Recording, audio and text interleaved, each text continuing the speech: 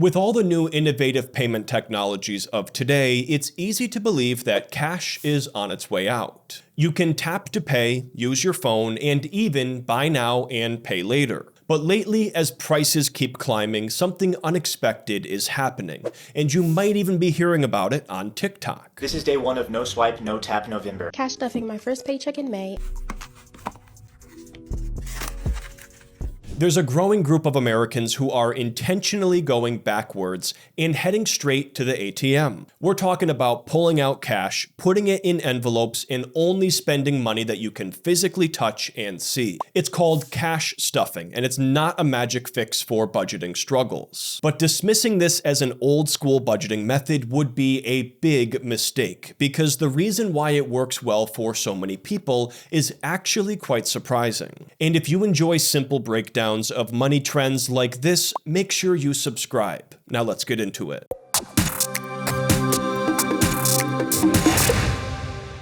On the surface, cash stuffing might look like just another TikTok trend, but it's actually showing up in real data. In fact, the Wall Street Journal recently reported on a growing number of Americans switching to cash-only spending to cut down on costs. During the most recent holiday season, 48% of US consumers expected cash to be one of their top 3 payment methods, according to PwC's 2025 Holiday Outlook. And even more interesting is that's a 7 percentage point increase from the previous year. This is a huge shift because cash payments have been on the decline for years now. So why is it ticking up now? Most would have to agree that digital payment options and cards are more convenient, but convenience isn't the point here. With inflation still squeezing budgets, groceries, entertainment, food, everything, some people are looking for behavioral solutions to curb spending. And ironically, it's actually the inconvenience of spending cash that's making this popular. Spending feels more real when you can literally watch your money disappear. At its core, cash stuffing is simple. You withdraw a set amount of cash and then divide it up into different spending categories like groceries, gas, entertainment, whatever else you might need. Then people will generally use envelopes labeled for these different categories to sort their cash. We actually did a video on the main NerdWallet channel where I tested out this envelope budgeting system for 7 days, so I'll put a link down below, that way you can check it out after. The most important rule is this: once the envelope is out of money, you stop spending. That means no swiping, no tapping, and no "I'll deal with it later." The reason why some people are jumping on board and why it actually works for them is the psychology behind it. With cards and digital payments, it's easy to feel detached from the spending because you don't feel the loss immediately. Instead, that feeling usually hits later when you check your credit card statement or bank account balance. But with cash, every purchase is tangible. You can see the money leaving your hand, and you can also see exactly what you have left over. That friction or connection to the transaction is often what motivates people to spend less. When I tried this myself, I found this exact psychological connection to be true. It was much harder to part ways with a $100 bill compared to swiping a card for a $100 tab at a restaurant. But that's just my take, and I want to share some other perspectives here. In fact, one of our NerdWallet team members, Sean, recently did a 1-week cash-only spending challenge, and here's what he had to say about the experience. I wanted to add some friction into my finances, and using only cash made it so that I couldn't buy certain things, which made me, frankly, a little frustrated at times.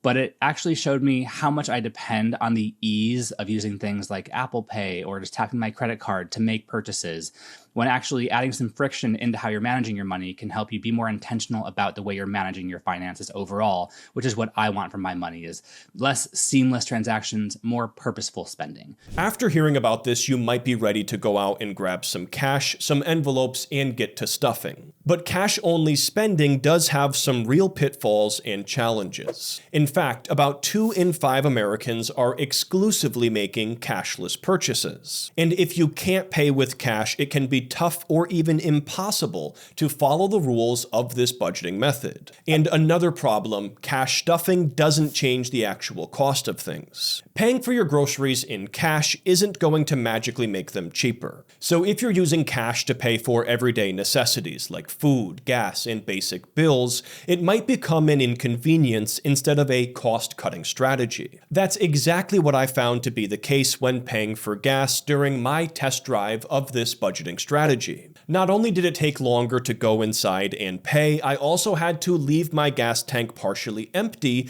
because I didn't want to prepay too much. Where this budgeting strategy can shine is with discretionary spending or categories that you actually have control over, like dining out, entertainment, and impulsive purchases. There's also the inevitable opportunity cost associated with cash stuffing. If your money is just sitting in envelopes, it's not earning interest. And in a world where high-yield savings accounts exist, especially options with no minimum balance required, this trade-off can really matter. Be sure to check out our full article on the best high-yield savings accounts linked down below in the description to learn more about these options. So what does this cash stuffing trend mean for you and your wallet? The obvious answer is that you could take this for a test drive and try it out yourself, and it might even help you to curb your spending. But you could also just focus on the core principle behind it, being more intentional with your money. While seeing physical cash leave your hand can encourage more conservative spending, you can also accomplish this with budgeting apps today. For me personally, I like to use our free NerdWallet app to help me with this. It has budgeting tools, a net worth tracker, and tools for credit score monitoring, so be sure to check it out over in the App Store or linked down below. This is where I keep track of my credit score personally, so I have found this to be a very helpful app for keeping track of your overall financial life. And if you like the idea behind cash stuffing but don't want to go all in, here's a few other ways that you can do it. For starters, you could try a hybrid approach where you use cash only for certain categories like entertainment and dining out. Another strategy would be setting a hard monthly cap for specific categories and sticking to it. This typically works the best if you pair it with a budgeting app, that way you can see how much you've spent in real time. Plus, it can give you the advantage of being able to keep more of your money in a high-yield savings account where it actually earns interest. But what do you think? Would you actually try cash stuffing, or is it more trouble than it's worth? Let me know down in the comments, and make sure you subscribe while you're down there. And if you've been getting hit especially hard by grocery prices, it might not be just run-of-the-mill inflation.